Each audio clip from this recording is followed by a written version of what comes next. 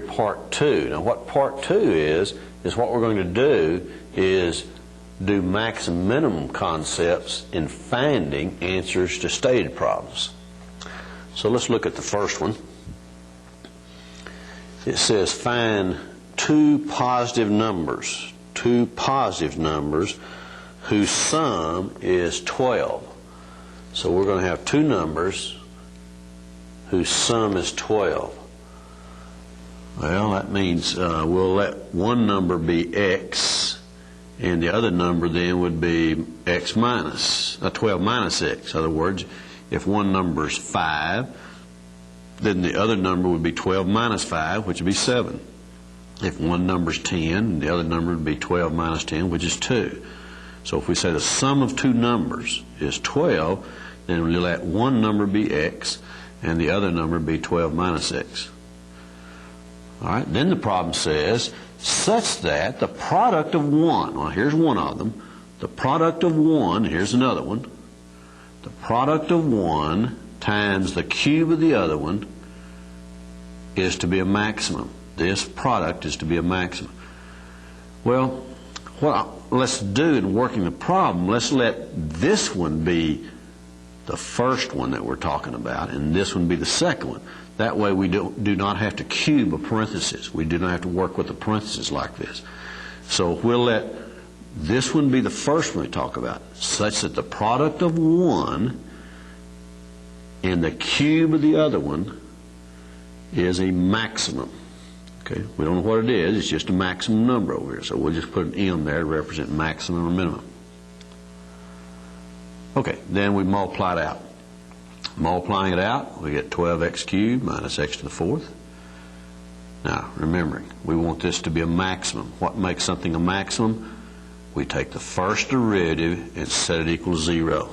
First derivative and set it equal to 0 and solve for x.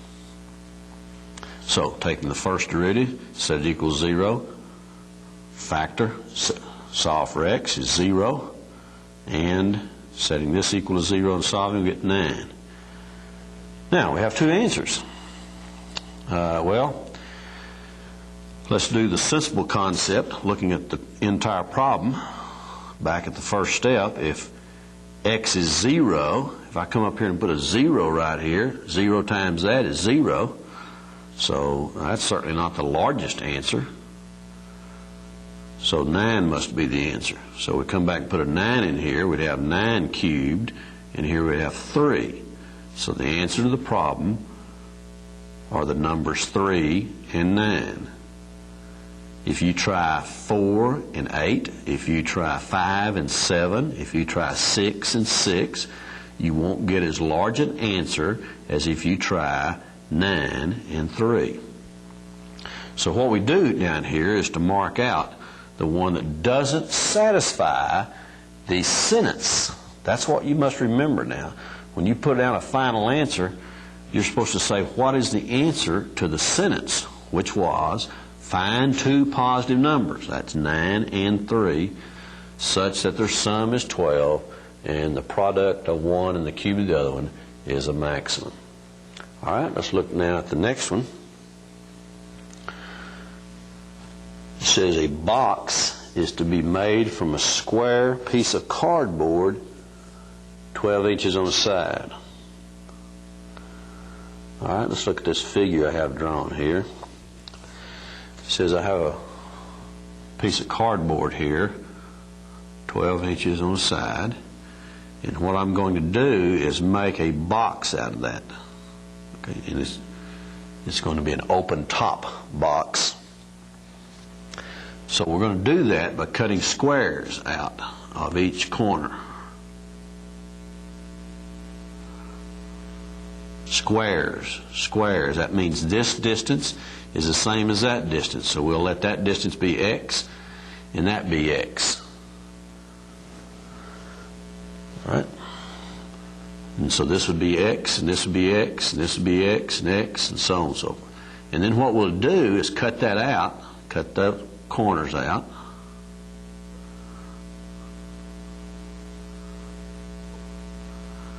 And then we'll fold it along these creases right here. So we'll crease it here and fold it up, and here's what we'll have then. We'll have a box.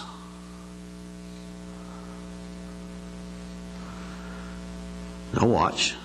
When we fold this up, this distance is x. Okay, so the height of it's x. Now what's this distance and what's this distance? Well, let's go back up here and look at this figure. All right, the total distance across here was 12. And then we're going to subtract x here and x here. So this side right here is 12 minus 2x. So looking down here now, so this side is 12 minus 2x, and this side is 12 minus 2x. Now this has a lot of application in terms of packaging and everything. You've got to put so many ounces of something in a package, and if you can figure out how to make that the smallest box, then you're talking about lots of money when you're talking about making millions of boxes for a cereal or something like this. All right, so let's look now at our equation. Looking at the figure again, what is the volume of this? Well, the volume of a box like this, a rectangular solid, is the width here, depth here, height, or what we call length, width, height. So it would be x times 12 minus 2x times 12 minus 2x. So let's go over here now and work the equation.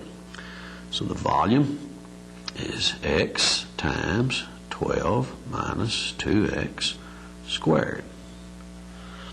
Okay. Now, we're not putting it in order I have up here because really the height is the x, and then these are the same. It has a square base. All right. Now let's go take the derivative. Well, let's see.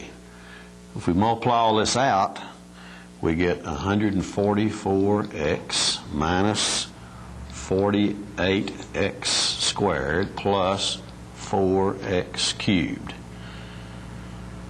You can do it this way, or you can do the product rule. Write this one down, take the derivative of that one.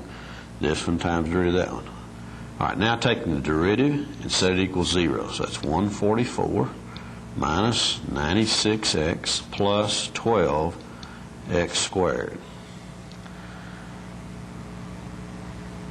All right, so what's a common way? We can factor 12 out of this. So factoring a 12 out, I have x squared minus 8x plus 12. All right, and that will factor to x minus 6 and x plus 2. No, minus 2, excuse me. X minus 6 and x minus 2.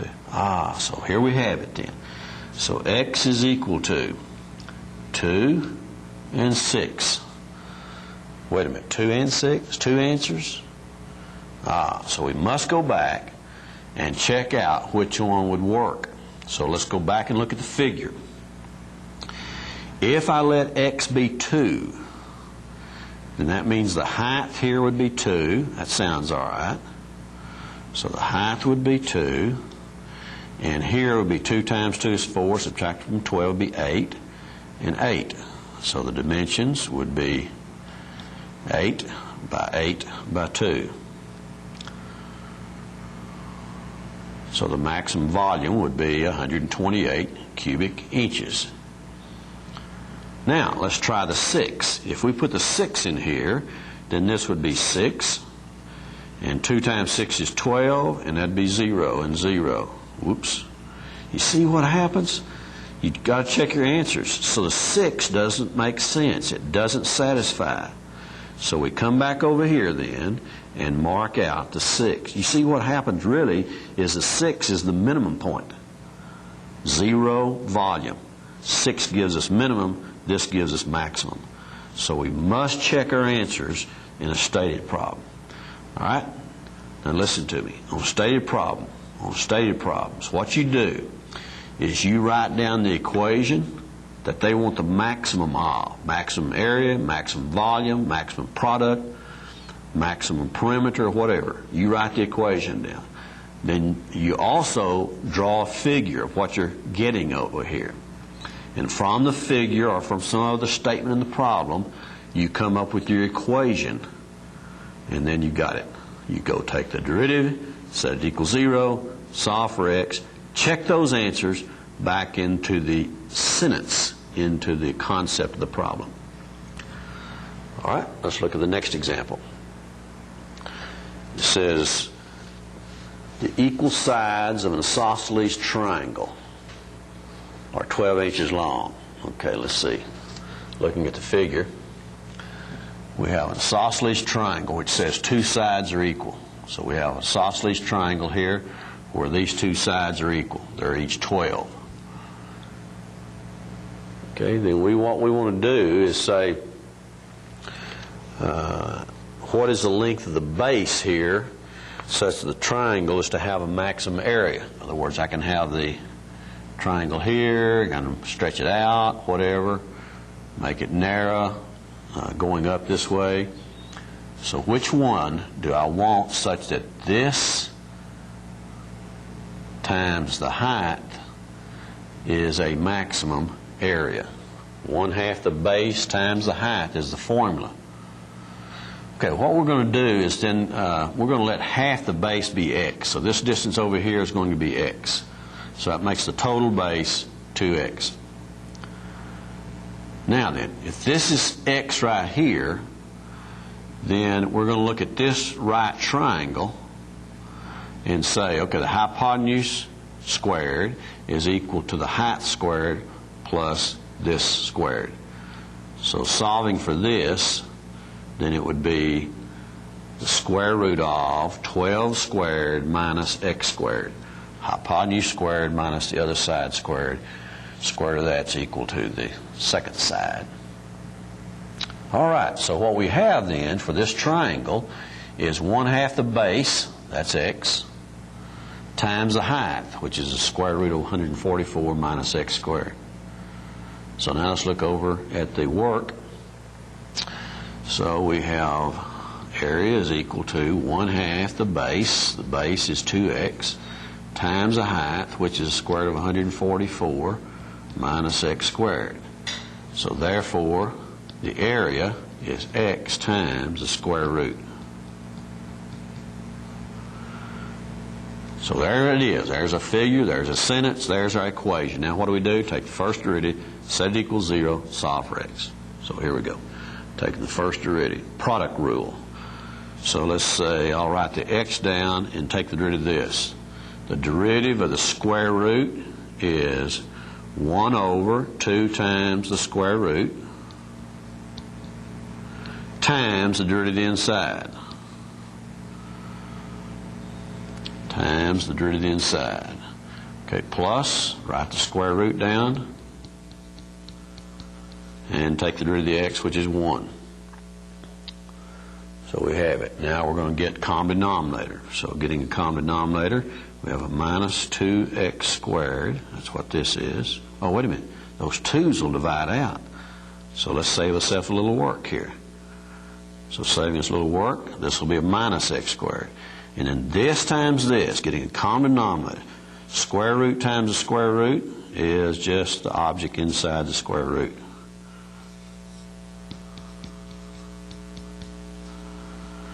Set that equal to 0 and solve for x. Well, to do that, we're going to take the numerator. The numerator is 144 minus 2x squares over the denominator. Setting that equal to 0, we only care about the numerator. In stated problems, we only care about the numerator. That makes it 0. So coming over here and us looking, we have then that 144 is equal to 2x squared. So x squared is equal to 72.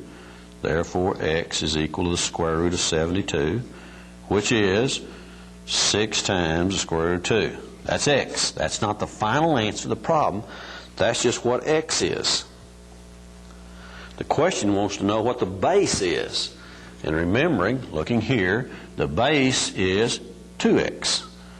So our final answer to the question is 12 times the square root of 2. All right, now let's look at the next example. Okay, this is the number 4, the fourth example. It says, an open box whose base is a rectangular twice as long as wide, whose base is twice as long as wide. Find the maximum volume. Okay, so let's look at the picture of it. So what we have is an open box, so the top here is open, whose base is a rectangle such that one side is twice an adjacent side. And it's supposed to have a surface area of 200 surface area. So that means this front side, the area of that, plus this side over here, plus, let's see, this back side back in here. So this front, which is 2x times y, and the back, which is 2x times y, and then this side, which is x times y, and then this side over here, x times y, and then the base. So the sum of this piece and its back part, which is the same, and this piece, and this piece, and the base, is to add up to 294 square inches. Surface area. Okay, so let's look at the equation now. So taking this, we want to find the surface area. The surface area is that front piece, 2x times y, and we have two of those, front and back. And then the two sides, which are x times y, and we have two of those. And then the base, which is 2x times x. We have one of those, since it's an open top box. And that's to add up to 294 square inches. So we have surface area. Now, listen to the problem again. Just stop and look at this picture and this equation and hear the concept that's involved in almost all maximum minimum problems. And that is, they will give you two different conditions. One will be to say, find the maximum or minimum something. And then the other one will either be a picture or another dimension concept. Okay? In other words, surface area, or perimeter, or something else. And what we'll do then is, from the other sentence where they give us a number, we will be able to solve for the y. And that way we plug it in the equation and only have one letter, so that we can take the derivative of that letter, set it equal to 0, and solve for it. All right? So let's go back over this and look at the entire picture of this. It says an open box whose base is a rectangle twice as long as wide. We draw the figure. Okay. Surface area, so we write the equation for surface area. And then it says find the maximum volume. So we write down the equation for volume. So we have picture, surface area equation, volume equation. Now look, we have the surface area equation in terms of x and y. We have the volume in terms of x and y. What we must do is the sentence that says maximum, we must get it all in terms of one letter. So follow this now. We come back over here to this, and we go solve for the y. Well, let's see. If I solve for y here, multiplying this, all of this combined is six of these. So moving this across, subtracting it from the 294, dividing by 6x, so we have y. We now come over here and place it in this equation. So what we'll have here is we'll have 2x squared times y, which was 294 minus 2x squared all over 6x. So the volume then, let's see, this x will divide out here, one of these, this will divide out. And so what we'll have is 294x minus 2x cubed. Okay, now watch. 2 will divide into that. That'll give us 3. Okay, x's will divide out. And so we have all this divided by 3. So we'll put a 3 here and a 3 there, if you want to do it that way. All right, now we go take the derivative. Set it equals 0. So the derivative of this is 294 over 3 minus 2x squared. When I take the derivative here, this 3 goes out in front and divides out with 3. So I have 294 thirds equal, set that equal to 0 and solve for x. So moving this across, dividing by 2 into this, dividing that, we get x squared is equal to 49. In other words, this divided by 6 will be 49. Therefore, x is equal to 7. X is equal to 7. Now, let's go back and look at the figure then. Remembering, you're supposed to answer the question. It says, find the dimensions. Find the dimensions. So looking at the picture, x is 7, so this is 14. Then we've got to figure out the y. Well, that's where this is. So we go put a 7 here and a 7 here and work all that out. And therefore, our answer is 7 by 14 by 14 thirds. Remember now, always finish the problem up by answering what the question asks for. Okay, let's look now at the next example. The next example says, number 5 says, a window is formed by a rectangular surmounted by a semicircle. The total perimeter is 12. Find the dimensions for the most light, area, perimeter area. So let's look at the picture of it. It says we have, it's called a Norman window. If we have a window here, surmounted, the top of it is a semicircle. All right, we want that such the perimeter is 12 feet, so the distance from here to here, around here, down, and up back over is 12. All right, well, let's see. Let's let the radius be x or y, just something. The radius of this to be x. So if this is the radius, then this down here would be 2x all the way across. So the perimeter is 2x plus this y plus half of a circle plus this y. Well, wait a minute. The perimeter then would be 2x, 2 y's, this y and this y, and then half of a circle. Well, let's see. Circumference. The circumference of a circle is 2 pi times the radius. So half that would be pi x. So this would be the base, this would be each side, and this would be that top semicircle surmounting it. Well, the perimeter is equal to 12. Therefore, we can say 2x plus 2y plus 12 plus pi x is equal to 12. And what do? We go solve for y. So moving the 2x across, moving the pi x across, dividing by 2, and there we have. Then y is equal to that. And that's not correct here. That shouldn't be 12. That should be pi x. Okay, moving the pi x across, the 2x across, dividing by 2. Okay, now remember, problem said perimeter, area. Right there from the perimeter, we've solved for y. Now let's go over and look at the formula for the area. The area of it would be half. Now wait a minute. Area of a circle is pi squared.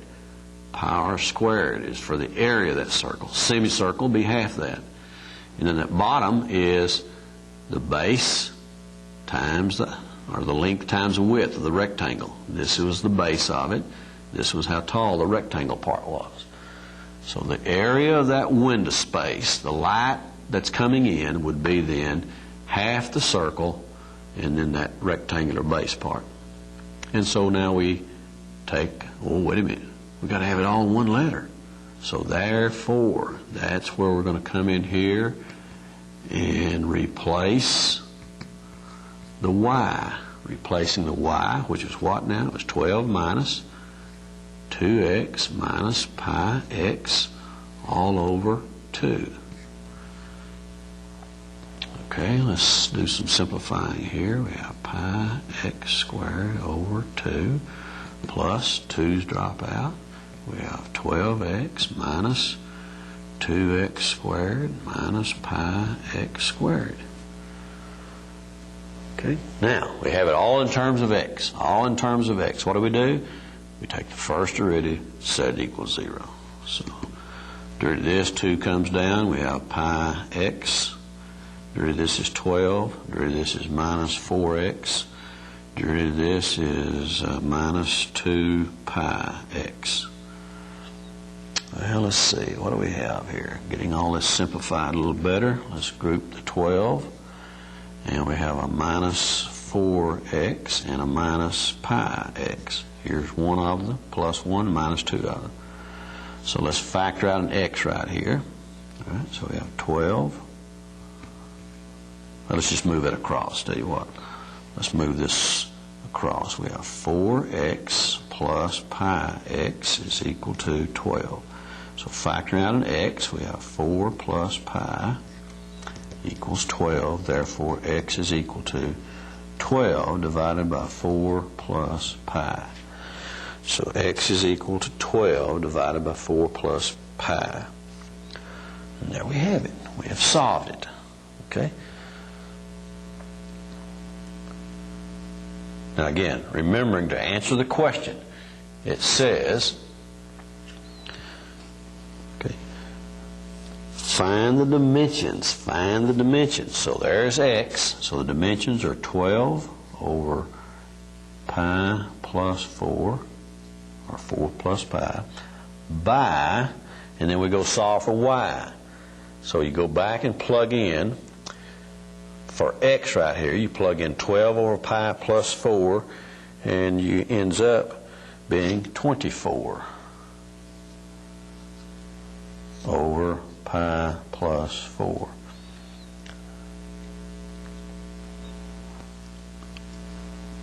All right, now let's look at the next example. All right, the next example on the next page says, a right circular cone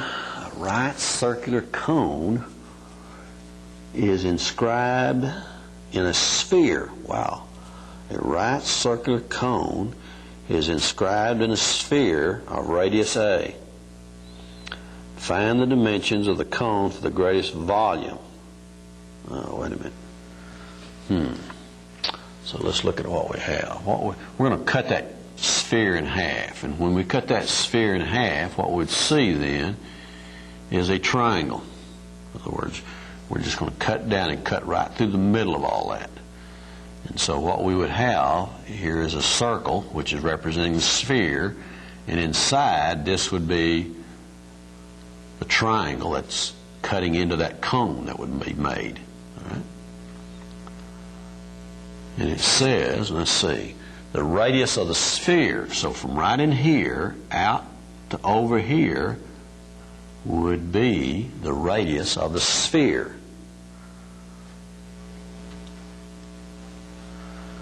All right, now, so that means from here to here would be A, and also from here up to here would be A. And from here over here would be A. Well, let's see. Let's keep reading again. A right circular cone is inscribed in a sphere of radius A. Find the dimension of the cone for the greatest volume. Well, the volume of a cone is 1/3 pi r squared times the height. 1/3 pi times the radius. The radius of the cone is that right there. There it is. That's the radius of the cone when we revolve that around. So we'll let that be x. Now what's the height? Well, the height is this plus this. Look, this right triangle right here. This height is the square root of the hypotenuse squared minus the other side squared.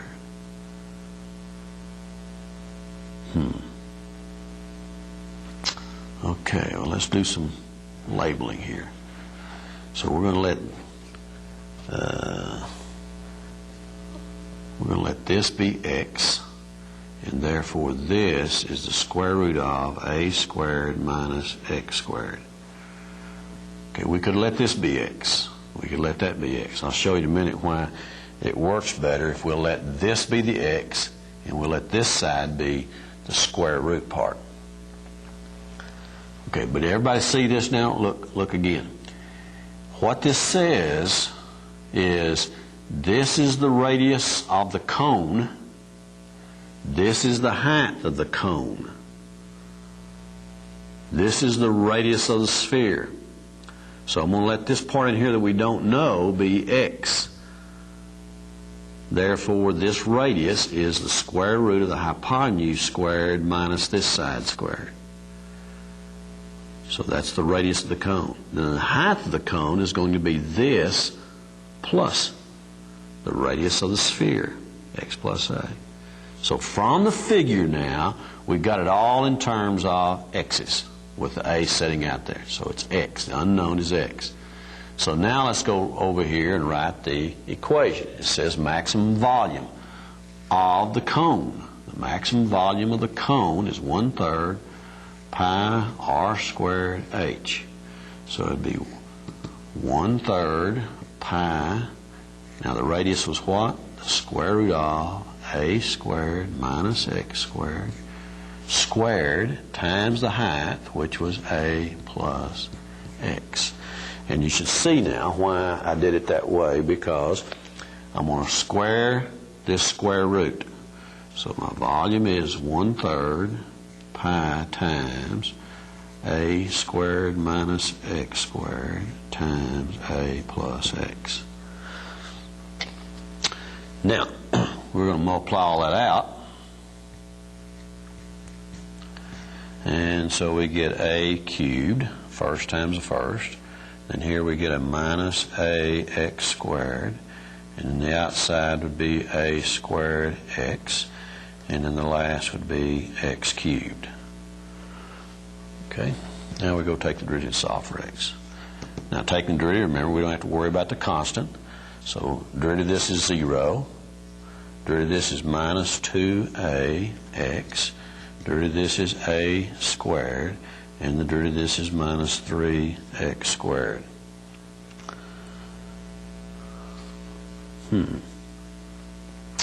Well, let's see. Let's rewrite this. This is a squared minus 2ax minus 3x squared.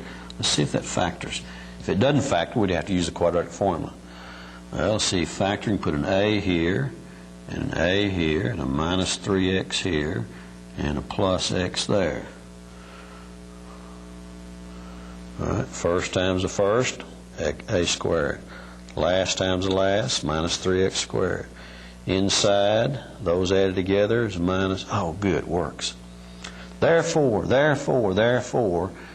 x is equal to, right over here, x is equal to minus a. No, we can't have the radius or the value being a minus. So that one's out. So therefore, x is equal to a over 3. X is equal to a over 3. That's not the final answer. That's not the final answer. It says find the dimensions. Find the dimensions. So looking at the picture right here, then the dimension would be what? What is this? Okay. So the dimensions would be twice that. So if we put a over 3 in here, we would have x squared would be a squared minus a squared over 9. And so subtracting that would be the square root of 8a squared over 9, which would be what? 2a times the square root of 2 over 3. That's what half that base would be. So the dimensions, so the radius would be that. Okay, and the height would be, looking back here, the height would be a plus this. Okay. All right, now let's look at the next example.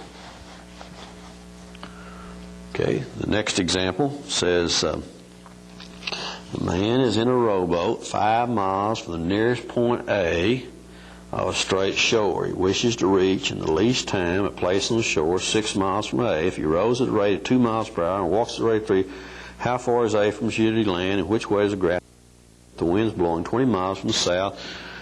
Wow, we better read all that again. Kind of draw a picture as we go, all right? So it says, a man is in a rowboat 5 miles from the nearest point of straight shore. So there's the shore, and here's the man, and he's 5 miles. Okay?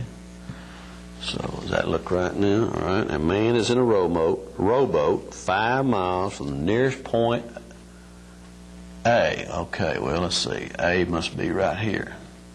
He's 5 miles from the nearest point A on the shore.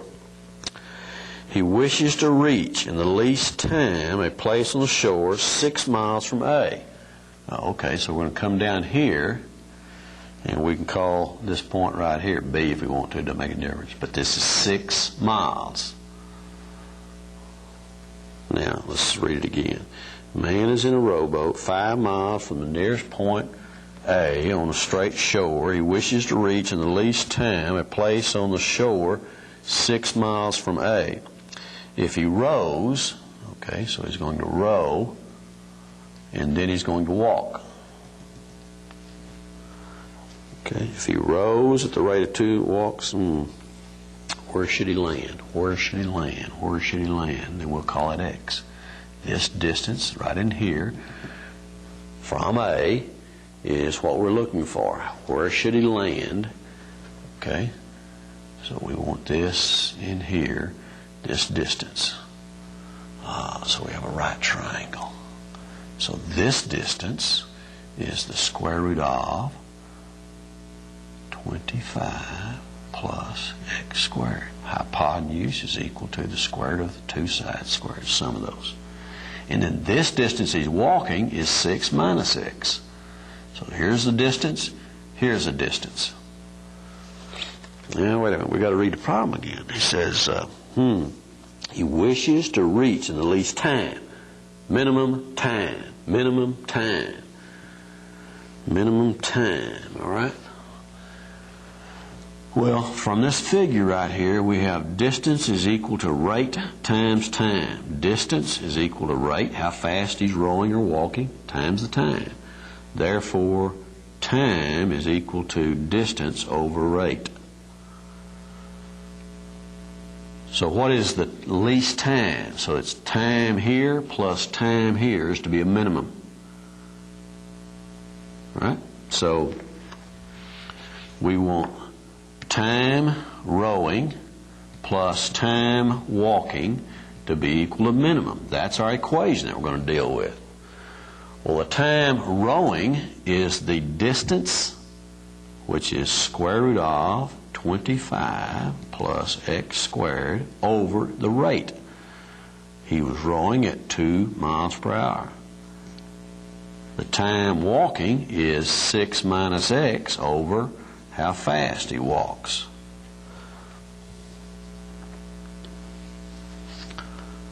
All right, that's how we come up with using the figure right here. We want the least time. So time is distance divided by rate. Time is distance divided by rate. All right, let's come over and look at the work now. So we want the minimum time. So that's time 1 plus time 2, or time rowing plus time walking. So our equation then is that square root of 25 plus x squared over 2 plus 6 minus x over 3. Now, there's our minimum, our maximum, whatever it is. We now take the derivative, set it equals 0 to solve. Right? So taking the derivative, set it equal to 0. Taking the derivative here, okay, remember the derivative of the square root is 1 over 2 times the square root times the derivative inside. Okay, and then all that's divided by 2. Plus, derivative of this is a minus 1 over 3. Derivative of 6 is 0. Derivative of minus x is a minus 1.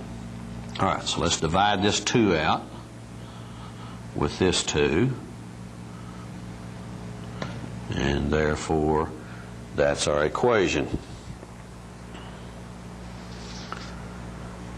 Now what do? Get a common denominator? Getting a common denominator, we will have 3x, and over here we'll have minus 2 times the square root of 25 plus x squared, all over 6 times. We don't care what. We set the numerator equal to 0 and solve. So setting that equal to 0. So we're going to put the 3x here and move this across, and that'll be 2 times the square root of 25 plus x squared. We square both sides, so that's 4 times 25 plus x squared, 9x squared. Well, look here, we have 100 plus 4x squared is equal to 9x squared. So coming over here, we would have 100 is equal to 5x squared. So x squared is equal to 20. Therefore, x is equal to the square root of 20, and we found the answer. We found the answer. X is the square root of 20. Okay, which is 2 times square root of 5, which is 4.4.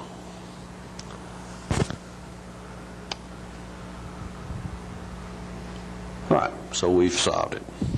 So looking back at the figure then, we're saying to get the minimum time rowing and minimum time walking, we want to land down here 2 times the square root of 5, distance from here to here. Okay, this concludes then the tape of 415 Part 2 dealing with stated problems with maximum and minimum.